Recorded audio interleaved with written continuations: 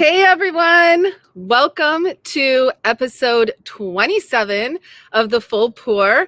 I'm Kristin with Sip Magazine, and I've got my girl here, Erin Osborne of On Public Relations, who just happens to have been doing the PR for Whidbey Island I've been doing PR for Whidbey and Camano Islands tourism for 6 years, but I have been visiting Whidbey since I was about 6 years old, actually. I love that. All my girlfriends. And so now I have the pleasure of sharing the stories for a living. So, well, I love that. And I brought you because you're an expert here. I have been to Whidbey maybe a handful of times, but obviously things have changed over the years. So I wanted to have an expert on here to kind of walk us through. And we're kind of calling this Discover the Island, but also it's Wednesday on Whidbey. And normally we do the full pour on Thursdays. So this is a little different. I kind of like got my days mixed up and everything, but we are so excited to be in phase 3 and to be able to start traveling again.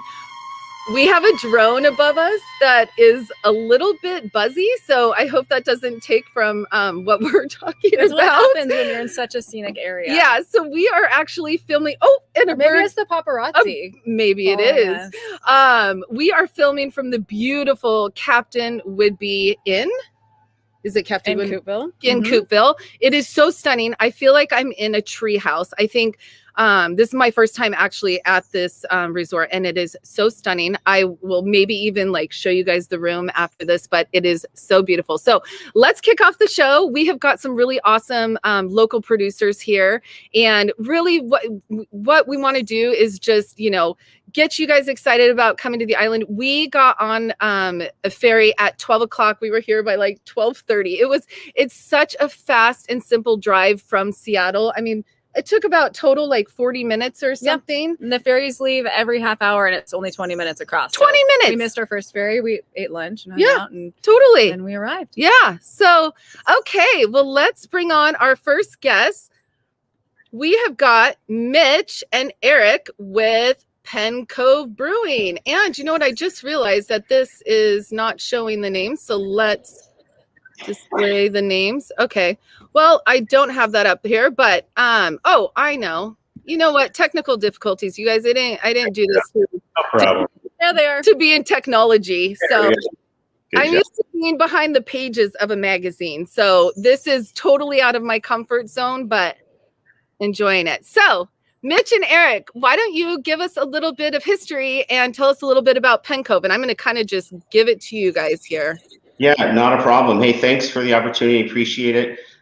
We've been here on Whidbey Island for going on 5 years now, and we started off with a small tap room in Coupeville. My brother and I both we grew up here in Coupeville, so as kind of a coming home. Mark had almost 30 years in the Coast Guard, and I was a tech salesman, kind of doing his project on the side, and that was a craft beer. And so since then, we've grown into full production beer here in Coupeville with a 10-barrel system. Eric and his team have been busy brewing up our own beers. I believe we have 15 or so. Got a nice display of them here. You guys are going to talk about a few of them, but really it all boils down to craft, community, and collaboration. That's really what we're all about. And so you'll see in one of the beers that Eric's going to go through the collaboration we did with a local company to create some of these new beers. And so we're super excited. We have another super exciting thing happening here at the end of the month, fingers crossed, but we have our third taproom location in Freeland, Washington. That's on a 5-acre piece of property. It's got plenty of room for special events. And of course, Eric will take his skills down there as our craft beer extraordinaire brewer, working with labs and working with the home brewing community and so on and so forth. So super excited, still growing just despite the pandemic. We've had great support from our community. And I think it's just a testament to small business and small communities kind of rallying behind buying local and just supporting local companies. So that's kind of in a nutshell my 2-minute elevator's pitch.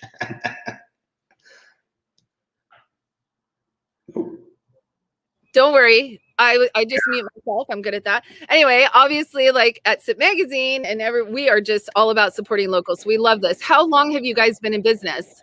So we're going on our 5th year right now, and we'll have 3 tap rooms here in a month, a production brewery and a lab brewery. That's amazing. So pretty big growth just in 5 years. Yeah, we started off just a family business with 4 or 5 of us, and now we've got almost 30 employees. Well, why don't we open a beer and chat about it while we have it? So they were so kind to drop off to us a couple of their beers that they're known for. And I think that there's kind of a cross theme here in with beverage is the lavender. Lavender grows in abundance on the island, and so it's infused in a lot of drinks. And so I would love to know, like, where's your process is with the lavender? At what point are you guys introducing it to this saison? Sure. Some right here, so we're gonna just kind of sip on it while you talk about it too. Yeah. Take a sniff, take a drink while I'm chatting. Lavender field. Yeah. So come springtime, we wanted something really refreshing. We try and have sort of a flight of standard flagship beers that we keep around all the time that the community loves. But then for seasonal one-offs and specialty events and that sort of thing, we like to have a little bit of fun and try some new things. And that's where we really get the opportunity to do collaborations. So right here in Coupeville, we have a wonderful lavender farm called Lavender Wind that is just right up the street. And I got the idea, well, Saison's got that good kind of like fresh farmhouse, a little bit funky spring thing going on. What if we worked with Lavender Wind Farm and gave it just a little whiff of lavender? So I was gonna say that's all I'm like. The nose on this is pure lavender. It's like I am in a lavender field, but when I taste it, I'm just getting that full-on traditional saison, all those flavors, and really not a lot of lavender comes out on the palate, which I actually prefer because you taste with your nose at first, right? So it's like you get that and it's all combined. It's a beautiful beer. It's thank you. Very tasty. Yeah, that was one of the challenges in working with lavender is if you get too much of the lavender flavor, especially in a beer, it can come off as a little bit soapy. So I wanted, that lavender wind, that puff of lavender on the nose, especially if you cover it up and kind of give it a swirl before you. Totally. Oh, that's a good idea. Lavender, but it doesn't come through on the palate. I really wanted to let the beer stand on its own as a saison, so it's got those spicy esters and that little bit of clove and some of those flavors that you would expect to be dominant of a saison farmhouse ale. So we're pretty pleased with it. It's been a pretty popular seller here. It's fantastic. This is such a great spring summer beer. I mean, I love it. Okay, let's go on to this. They also brought us the Holmes Harbor Hoppy Lager coming at a nice 5% ABV. I appreciate that so much. Let's have a spread. I want to have some things for the high ABV crowd and some things that you can have more than one of. Yes. And we have many drinks to be drank today. So we appreciate this low ABV. We'll get into the hard stuff later. So yeah, sure. There's plenty of room for that on Whidbey here too. So what's the hop build on this hoppy lager? Well, so with this, Pacific Northwest is famous for our hoppy beers. The West Coast IPA is especially prevalent here. And everybody's got an IPA. And if you walk into any grocery store or any liquor store or anything, you're going to see IPAs lining the shelf one after the next after the next. And don't get me wrong, we have a fantastic IPA and we love IPA drinkers. We're just as P&W as anybody else. But I also kind of wanted to do something a little bit different. So the goal was to have a beer that tasted like an IPA, had an aroma like a New England style IPA. So you get some more of those like tropical notes, maybe a little citrus, maybe a little pineapple on the nose. But then the finish should be all crisp and clean and like a lager, So kind of something for everybody is what we're going for with a specific Pacific Northwest appeal. So it's got a very complex hop bill. I want to say 5 different hops go into this beer. But the result, I think, is pretty good. You get a good, clear, crisp, easy drinking lager. And you've got some nice maltiness in there too. That's kind of balancing out some of the hops, the 5 hops that are in there. So it's quite lovely. So let's talk about Pen Cove a little bit more too, because we want people to know what they're getting into, right? So are you dog friendly? Are you kid friendly? What kind of food situation you got going on over there? Yeah, so like I mentioned, the craft community is huge for us. So that means we're all family inclusive, including 4-pet variety family in our outdoor patios. And so, yeah, we're totally all about families, and we're not open the latest in town. So we just have a very low key environment that people like to come and chill. And then, when things open back up, it's always been a great place to catch a local band, or to catch some trivia, some kind of a event that we're doing. And so. And what time are you open till? We're open to 8 o'clock in the week, and on the weekends we're open at 2 till 10 p.m. Or sorry, noon till 10 p.m. It was kind of in the height of COVID, and I wanted to say too that you did everything right. I visited as a consumer with kids, and the staff was super friendly. The food was really good too. And good option too, if you're not a beer drinker, you had a good assortment too of other local sips. Oh, that's good to know. Mm-hmm. What other local beverages do you have on? Do you have like cider on draft or? So we have, at this point, we're producing so much beer that we don't have a lot of room left on our tap space for ciders, but we do love cider, and we're a big fan of local cideries and that sort of thing.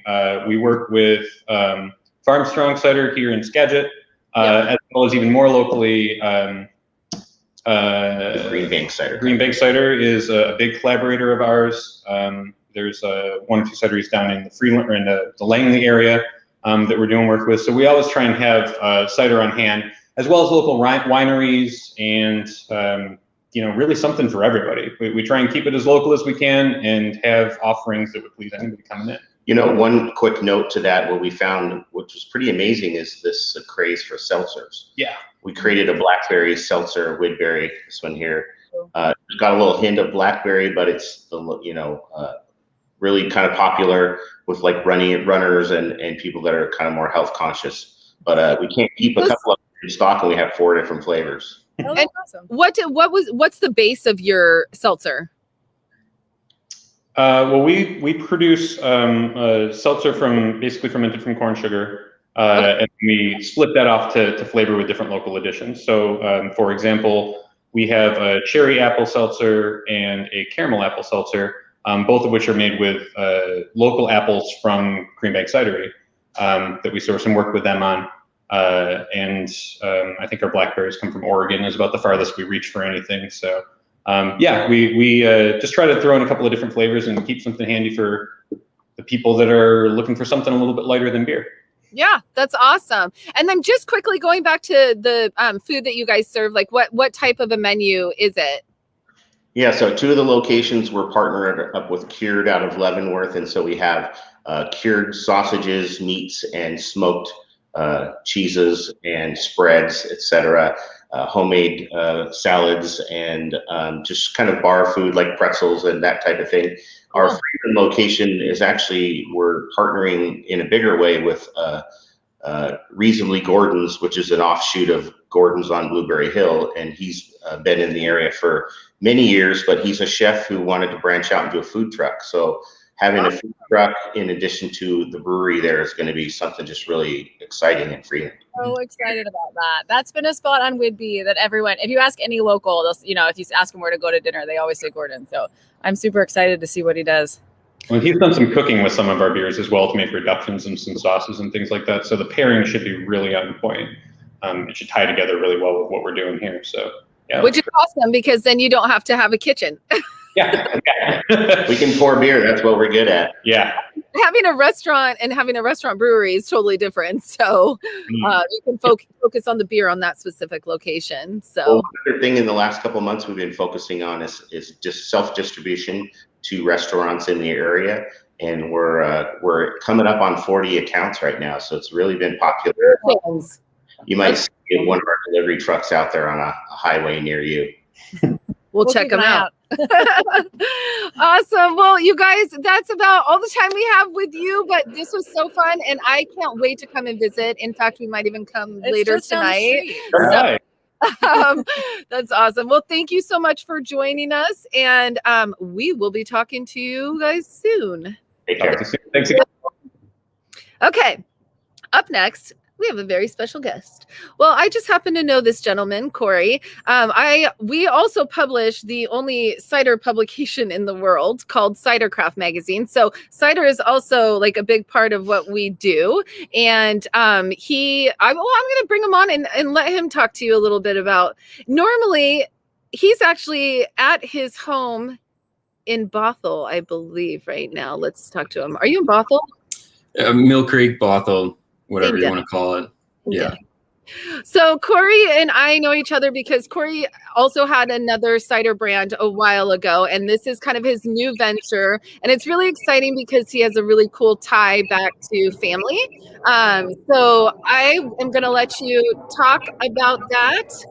And let me mute her. Okay, cool. Go ahead. All right. Well, first, you want us to be here just for moral support. Well, thank you for having me. I know.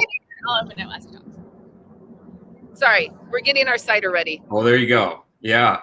No, I was laughing backstage at the Penco Cove Lavender. So it's good. It's a good theme. Lavender's it's a great flower for both beer and cider.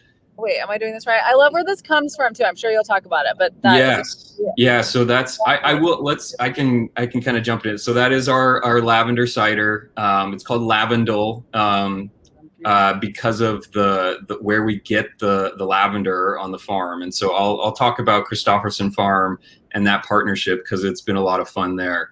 But as you mentioned, Kristin, yes, I'm currently in Mill Creek at my home, and I've been making cider for about 8 or 9 years now. Started with Grizzly Cider Works. After that, I took a much needed break from beverage, the grind, yeah, and which was actually really good. And in that time, my parents bought a lot on the island, right on the water, and along with it came with this old pole barn. And my dad and I were looking at it, and he said to me, he's like, "Well, do you want to make cider?" And it hadn't crossed my mind because I was still on that taking a break mode, and it just, when he said it kind of hit me of, yeah, like this would be a great way to make cider again. And I mean, just for most people out there, like one of the biggest things to start any like brewery or cidery is the space. I mean, finding production space is like finding a needle in a haystack. Yeah.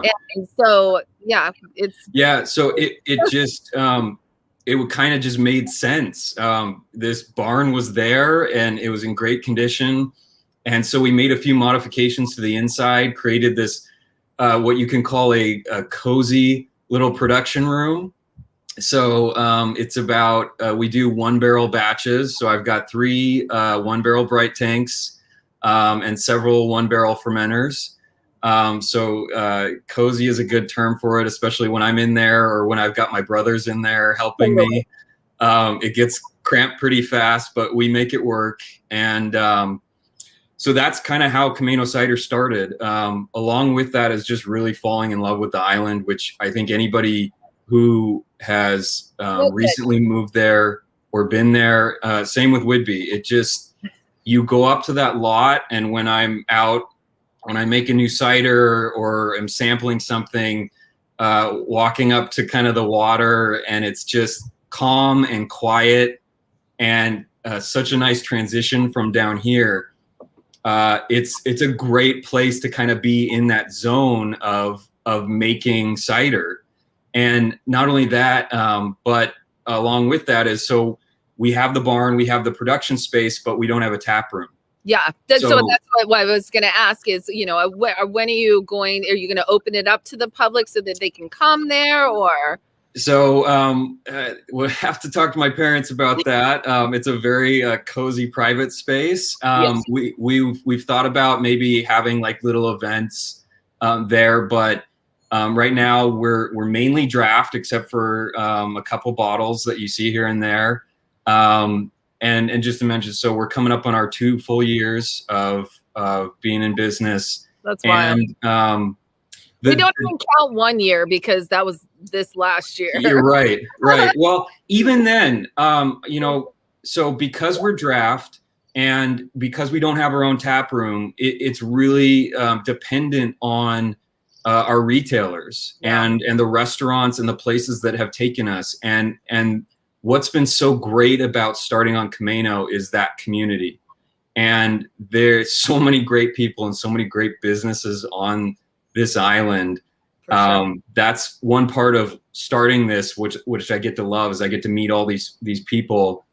And so the restaurants, the farms, the retailers have been so crucial for our exposure and for building this brand. They've been amazing. And then the people obviously drinking it have been so supportive and awesome.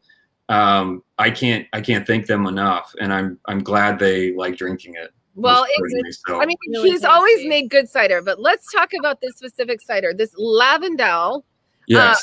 So I get a little bit of lavender on the nose, but not a crazy amount. But I do get a different texture, like a different mouthfeel than I would say the beer, which was all saison. This is like definitely like cider, and it's really well balanced. Tell us, when do you introduce the lavender to this? Yeah, so a couple things on this one. So this is a pretty special cider.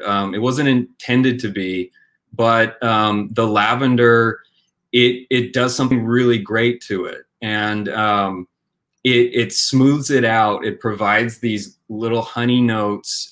It's that texture was something that when I first did it and tried it, I was like, this is really different. And it really is attributed to the lavender itself. So when we started producing it, we went straight to a local farm called Christofferson Farm. They are over 100-year-old family farm. They're a Swedish family, so lavendel is Swedish for lavender.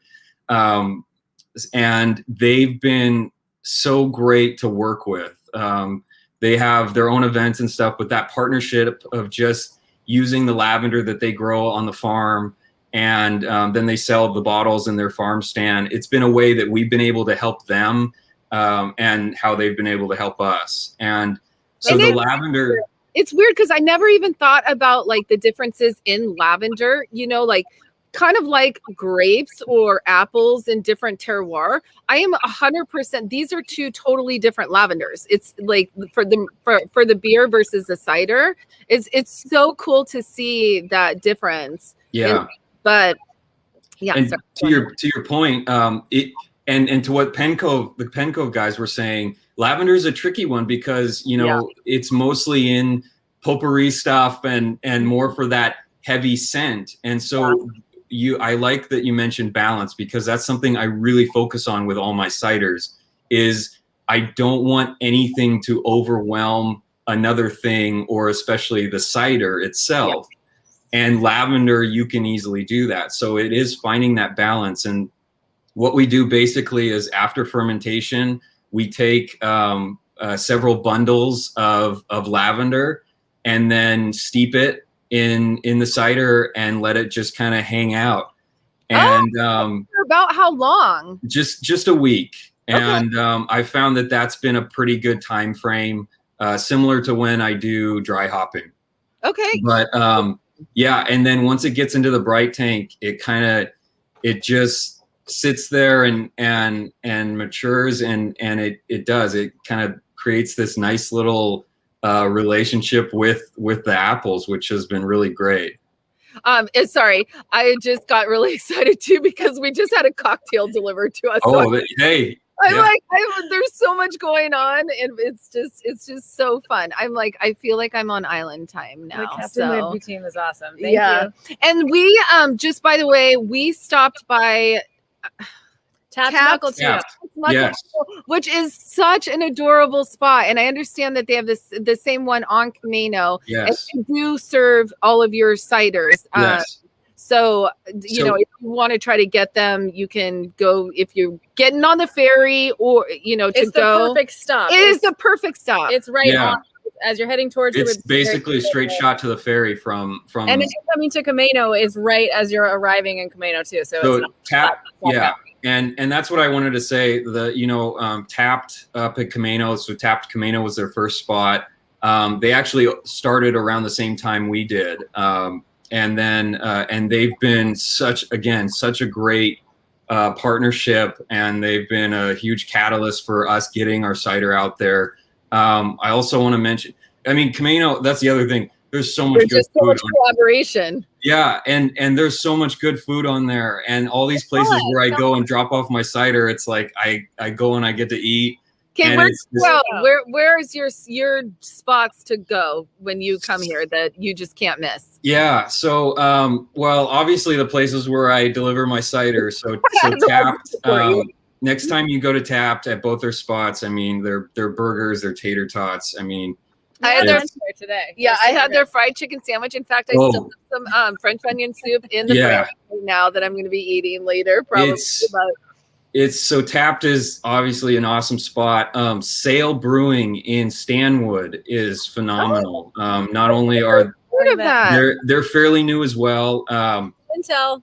They are the beer is top notch, and the food is just as good. There's Mammoth Burger in Stanwood. There's Rockaway Grill right on the golf course, which is a cool little spot. That's right across from Christopherson Farm. There is the Camano. Cama Beach. The Cannon, yes. Yeah. Beach So we've delivered some bottles down there. That place is just, I mean, you go down there and it's like you're in a whole nother world. And then a spot I haven't been to is there's a sushi spot, and I'm spacing on the name, but it's like 5-star sushi. And so it's just, I mean, and then the Mustard Seed Cafe, even. My goodness, we're talking about a small island we here. We need to make a little list. Yeah, so in fact, everybody that's watching right now, we are going to put together kind of a detailed itinerary, or just like a day trip or a weekend trip of where you can go, because there's just so many gems. Not even hidden, like they're just gems. Well, we're pulling out of the locals as we go, so we'll make sure to post them. Also, tomorrow on the SIP Instagram page, we're going to be kind of taking it over and sharing. Yeah, I'll send you a good list. In fact, you guys about that. You guys got to just come hang out on the island. I mean, the same thing what you guys are doing at Whidbey. It's just that feel, that relaxation. So I will say that I'm sipping on another one, which is more of a seasonal thing that we've been doing that we are actually going to bottle this year. This is our Camango. It's a hopped mango cider. And yes, I did make it because of the name. Yeah, so, good for you. I had to. I thought of the name, and then luckily enough, I was able to. The pairing of mango, the cider, and then centennial hops is just like perfect. It is a great summer drink. So we're bottling that one coming up in a couple weeks as well. And then I also wanted to tease out. This is actually my last bottle. Ooh, but this is called Cider Hill. It's a single orchard reserve. So we've partnered with a small 10-acre orchard in Stanwood, and that has about 16 different cider apples in it. And they hand press it themselves on the orchard. I get it. I turn it into hard cider, and it's something else. And okay, well, like we got to get our hands. Yes. So coming up next season, there's going to be more apples, and which will mean more cider for me to make. So we'll follow up on that one with you guys. Cool. Awesome. Well, thank you so much, Corey, for joining us. This was so fun. It's good to see an old friend and Yes. see you're just enjoying what you're doing. And again, everybody follow Camano Cider if you can. Find their ciders where you can. It's some good juice, just FYI. It's delicious. It's Good job. delicious. So thank you so All much, right. Corey. We'll talk to you soon. Just FYI, look at the lighting right now. The sun is coming out, and I mean, it's come really on, you guys. beautiful. It's so beautiful here. I flipped this. I'm Kristin. She's Erin. I now see that I've flipped these on our things. don't call but us Karen. yeah, don't go. Gosh, yeah. Oh, sad. My aunt is Karen. I'm Aunt Karen too. I love you. Yeah, we both have Aunt Karens. Anyhow, okay. Now we're super excited. We are going to bring on Jake and Lindsay from Spoiled Dog Winery, but they also happen to have a cidery too. But here we go. I'm just going to bring them right on here right now. Hey, Jake and Lindsay. Okay, let's see if I can actually bring us a little bit bigger. Oh, see, you'll just have to scoot closer. How are you guys? Oh, wait, hold on. You're muted. Oh, well, that's not. There we go. How are you guys? Did it work? Yes. Yep, that looks Okay, good. beautiful. Where we are. Yes. That looks pretty idyllic over there. That's Right? gorgeous. Gorgeous. Yes. Yeah. So that's a part of our vineyard behind us that you Right. see. It's so pretty. Beautiful. So tell us a little bit about Spoiled Dog. And I'm gonna let you guys have it for a few minutes so that you guys can give us a little bit of background about who you are and like how long Spoiled Dog has been around. Because I'm pretty you guys weren't the first owners. No. Okay, so here we go. Tell us the story. Yeah. All right. Well, kind of give you a quick history on it. My parents, Jack and Karen, they actually bought the property back in 2003. That was when they had the idea of retiring here on Whidbey Island. Just kind of knowing that they like to stay busy, they decided that they'd like to plant Pinot Noir grapes. So they did this in a couple phases, which now it's a little over 2 acres. And about 4 years after that, they decided to start making wine. So that was the beginning of the winery aspect of it. So the property itself is a little under 30 acres. My parents still live on the property. We do all our tastings here. We do a majority of our retail sales here. It's definitely one of those places where we're kind of hidden within the Maxwelton Valley. A lot of people come down the road, off of Maxwelton. They don't really know what to expect. They come over the hill and they see our big wine tasting barn, production facility. And it's just a nice, relaxing place to hang out. We try to make it not intimidating, but a more inviting atmosphere. And our primary goal is to make the best wines we can. Yeah.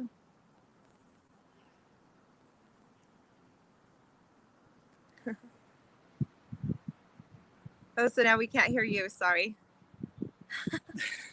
You guys, this technology thing, I swear to God, it's like I'm trying to do this all myself, but it's like it's You're hard. doing great. I talk, my hands, are what a do lot I of things do with happening all here these things? at Anyway, headquarters. you guys, Jake was so nice to bring us the bottles of wine that we were going to taste when we stopped by Comforts of Whidbey, which is also a great spot, which we will be featuring tomorrow too on the takeover. But I wanted you guys to bring us your Pinot Noir. Why, you say? Because they actually grow it here. And that's the one big thing is that people don't know that there are actually grapes grown on Whidbey Island. And Pinot Noir is one of those grapes that it pretty much kind of thrives here because of the cool climate. And so they were so gracious to bring us their rosé of Pinot Noir. Yes. It's It's beautiful. fab. I don't know why there's like not that much left. I'll tell you why. I get a little nervous before I do these things, and I just like to have just a little bit of spritzer before. Anyhow, tell us about how many acres you guys have planted. Why Pinot? Obviously, we kind of know why Pinot, but Okay. tell us a little bit about it. Yeah, so Karen, which is my mother-in-law, she has a big passion for Pinot Noir. So when they moved here, they did a lot of looking over for properties and did soil testing. And so this property is actually about 4 miles away from the water. So we're not as high of risk of doing the powdery mildew or anything like that. So we have the eastern sun starting early in the morning. We get that all day. We don't have the fog issues. So it's really a nice area to be able to have the finicky grape of Pinot Noir. So we have 7 clones of Pinot. So she planted 7 clones over a matter of time, and we have almost all of those put into our estate Pinot, which we'll taste next, and then 3 clones are in our rosé. And actually, the rosé that you have today is our Puget Sound rosé. It would normally be our estate rosé, but we actually have the pleasure of being able to contract with some other local vineyards that have now planted Pinot. So we're very excited that the Pinot enjoyment is kind of picking up here on Whidbey. And so we were able to have the same clones that we have here, and we blended those 2 and made the Puget Sound rosé. So we have even more because it's a very popular rosé, and it sells out within months. So now we have a little bit more to kind of last a little longer. Well, and it's dry for people that are out there. It also has this, and I've found this now a little bit with like the island is these like savory notes of the Pinot. I mean, almost kind of like Oregon a little bit, you know, it's that, but it also has its own characteristics. And the color, I mean, how long are you leaving this on the skins? So this one's probably, I want to say right around 18 to 20 hours. Okay. But under 24 hours. On wow. That. Yeah. Still a good amount of like, you know, concentration of like color. I mean, it's not super pale pink, but it's absolutely beautiful. I love it. I obviously had some before we got on air today. So. This is my first time. Yeah. Well, we definitely think, the clones of Pinot that are used in it give it a really nice kind of strawberry nose, and it still has a complexity that we love of Pinot Noir. So it's a great rosé for us. Yeah. And so tell us, like, what can we expect when we come and visit Spoiled Dog? And again, like kind of like how I asked Pen Cove, like give us a little bit of like, is it dog friendly? Is it kid friendly? Would you know, reservations, you know, we want to be as respectful consumers as we possibly can. Right. So we're a little bit different now since we were March of 2020. Sure, everyone is. That's why I would never bring this up pre-COVID because it's just like, go, you know. They'll accommodate you. You still drive into this amazing property that kind of feels like it comes out of nowhere, like Jake was talking about. So we have this tree-lined driveway, which is so pretty. Us. I can kind of walk you around the property a little bit in a bit.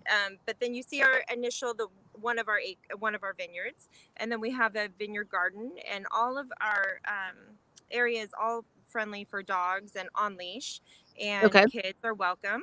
And we have a lot of picnicking going on. So we don't have food. So it's just the wine and the cider that we have. So people can bring their own food. You can bring in food. Not outside alcohol. Yes, but you can bring in your own food. You can bring your dogs. You can bring a picnic blanket.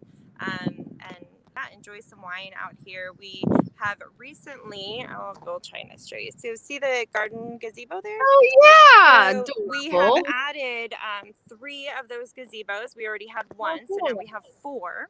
So awesome. we have 4 of those with heaters throughout the property, which has been a pretty amazing thing for people to be able to come and taste. We've had tasters in snow and rain and smoke and I mean everything. It's just it's amazing. People just need to get out and enjoy being able to be around each other safely. Yeah. And I think that we have definitely been able to do that. We put in a service window from our barn. We have a big barn that we have for a tasting. So we put in a service window so everyone can kind of form a line to line up there and order the service window, which felt a little odd at first, but now it just feels so normal. And just totally. I always feel like us as humans adapt so well that like we pretty much adapted to this. Now it's like I like get a little bit of fear of going back to normal because I'm like, I don't know how to act, you know, Right. or what to do. So, Right, right. No, I and, think and how much is a tasting fee at Spoiled Dog? Yeah, so it ranges right now from $10 to $12. So we Whoa. have we have all white flights, we have mixed flights, we have all red. During the summer, we'll be offering an all Pinot Noir flight because Pinot is our thing. So we have 4 different Pinot Noirs that we make, and so we'll have an all Pinot flight again, which is really popular. And so we'll kind of add some nice variety in there for people to have some options. And of course, we do wine by the glass and bottle share. Oh, you do wine by the glass. Okay, Yes. that's good to know. Well, yeah, if it's not one of those I would. Yeah, and Are you you- can purchase the bottle. Sorry. Yes, You can purchase purchase the bottle. and share. Yep. Okay. On those gazebos, are they first come, first served, or are you taking reservations? No, so we're just first come, first serve. We did reservations at the beginning of all this, but it's really worked out better with first come, first serve since we have more seating now. And with the nicer weather, people can we're so spread out with our property that they can still spread out pretty easily. So bring a blanket just in case, maybe Okay. some like camping chairs or whatever, you know, just in case, you know, they're Yeah. busy because We haven't This gone is to that yet, but you never know. for some. property. Yeah. Yeah. That's awesome. Okay, let's talk about the Pinot Noir because this is estate. This is your estate fruit. And It's just all estate grown. and I know that this sounds silly, but I just like to explain this because even though sometimes people are like, oh, I know what estate means, they actually don't. So estate means that the fruit is grown on their specific property. They are not buying any fruit Right. from anyone. My mouth is watering so much from that rosé. you open that bottle, It's so good. It's got such great acidity. Like it balances out. There's like this savoriness, this great acidity. Okay, it's so good. Just FYI. Yeah, Um, this one has the 6 clones of Pinot Noir that make wow. this one, so it does give it the complexity and structure that you really want with a good Pinot. And First of all, look at this color. I mean, if anybody is familiar with Pinot Noir, this has got some weight to it. yes, definitely. So from an aging standpoint, we do about 18 months French oak barrels, 25% new on that. Ugh, the nose. And the thing is that you guys, we could sit here and taste wine all day and be like, neener, have fun. We're going to be drinking this wine. But I mean, it's just, we want you guys to, and I'm so thankful that you guys did this outside too, just so that people can see the grounds. Because we just want you to get out there and try everything yourselves. You guys also do, how many varieties? We have about 17 different wines right now. 17 different wines from yeah. this Whidbey Winery. Yeah, so Tell we, me, that's amazing. we grow the Pinot, and then we source Pinot Noir grapes from Oregon, and then also from the island, and then we source another white grape from the island, and then I get the rest from Eastern Washington. So yeah, we do full cluster grapes, and they do all hand pruning here, hand harvest, and we contract with vineyards that only do the same. Really good.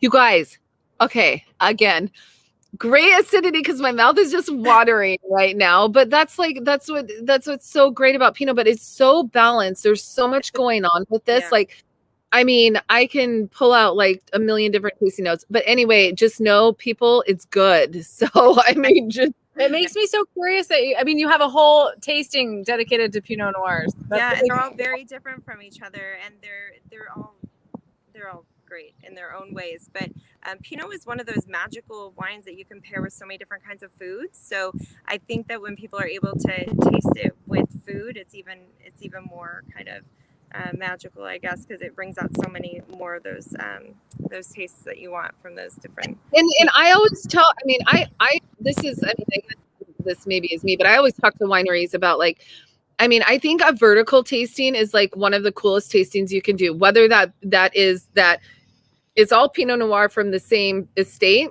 Right. or it's the same estate, vineyard, Pinot, different years, because that's what gives you like, that's how you kind of see like the characteristics of like year over year, or just like, the soil difference in different vineyards and everything. So True. Yeah, definitely. definitely. I wanted you guys to kind of show us around the place, but we don't have a lot of time. So I just highly encourage everybody on here. You guys just have to come out here. You guys, it is literally this really quick. Well, how about Yes. you? Could you guys send us a video, and then tomorrow on the takeover, we can give you guys a tour. That is adorable. It's super cute. Charming. It's so cute. So So I just had to show you really cute. quick. No, Yes. it's you guys, the properties over here are so beautiful. And it's like, you know, I mean, we appreciate Woodinville and all of those, like, you know, urban wineries, because there's a place for that, and people need to have some sort of sense of community in those areas. But like, if you want to get out and have an expansive, you know, day, you'll probably only hit 3 producers in a day, because you're going to want to spend a lot of time at these spots. So, Pretty amazing to be able to do where the vine to bottle is actually happening. So you totally. can And people get to see it, they get to touch and feel it. So, and meet the winemakers at a lot of these locations, and ours, and the owners. A lot of our owners are here at our locations. So yeah, definitely stop by. totally. It's pretty amazing. Awesome. Experience. Well, thank you guys so Thank much. you. This was so fun, and we'll be there soon, I'm sure. Good. We look forward to it. All right, we'll see you guys later. Bye. Okay, so we're gonna top this off with, holy crap! When we were here, we got brought this cocktail. Doug from Captain Whidbey hand delivered these delicious cocktails. My mouth is also watering again. I don't know how many times my mouth is going to water while I'm doing this, but let's find out what it is. let's find out. Let's bring them on. We've got Allie and Felicia at Captain Whidbey. Hi, thank you for having us. Oh my gosh. Thank you for having me. We're From these ladies right now. Cheers. cheers. Okay. Cheers. First of all, tell us a little bit about your F&B program here. I'm going to put you guys on. Yeah. So what we really love at Captain Whidbey is to really use our local vendors here. You'll see it in our menu. We love to just support like Salty Acres and their salt. We love to use Dog Island mushrooms on some of our entrees. And then on our bar, we have quite a few local distilleries and wineries. We are big on Whidbey Island Winery. Their Whidbey White is our biggest seller by far when it comes to wine. And then we have Cadiz, and they have the gins and vodkas that you'll see in our specialty cocktails very often. And we actually, in the cocktail that you guys have right now, we have our Cadiz bourbon in there. So that one kind of features that, which is pretty awesome to have stuff that comes from this island. That feels like a small community, but just produces so much beautiful stuff. Oh, sorry. There I am. You guys, look, folks, I'm just trying to press my buttons over here and try to get to it and everything. You guys, this place is absolutely stunning. And I did not, I mean, maybe, well, no, I think ending with a cocktail is quite amazing. Tell us a little bit. I wasn't able to put it in here, but I will be dropping this into the comments for the recipe for this cocktail. Tell us a little bit about this cocktail. You want to go for it? This is our bartender, Felicia. She's our expert. So Felicia, by the way, first of all, sorry, I have to interrupt, Felicia. I did a little bit of research on Captain Whidbey, and every single like review or whatever is all about Felicia. Oh my God, really? Like, Felicia's the best. Felicia made our thing, like Felicia. I was like, who is this Felicia? She's basically famous, and nobody knows obviously your last name, but it's just like Felicia. Felicia was the best. She made our stay so great. So, well, that's nice to hear. She's been here for 15 years. She is a local gem. You don't find employees that stay that long, and she is just the best to have. I'm blushing. So you're against. Thank you for pointing that out. That was very nice. Thank you. So your Gun Street Girl is made with a local Cadiz straight bourbon. You've got your yellow chartreuse, which is a very interesting liqueur. A little bit of how do I say it right? Anise, licorice, saffron. Yep. We got a little bit of lemon juice, grapefruit juice, and some local honey syrup. So, and then shaken with some egg white. Do you want her to kind of go through it right now and show the process of it?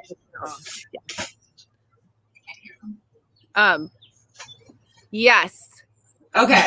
We'll show you how we get that foamy top and that beautiful yellow color. I mean, are we using Whidbey eggs for this? I just need to know. Yes. Everything would be.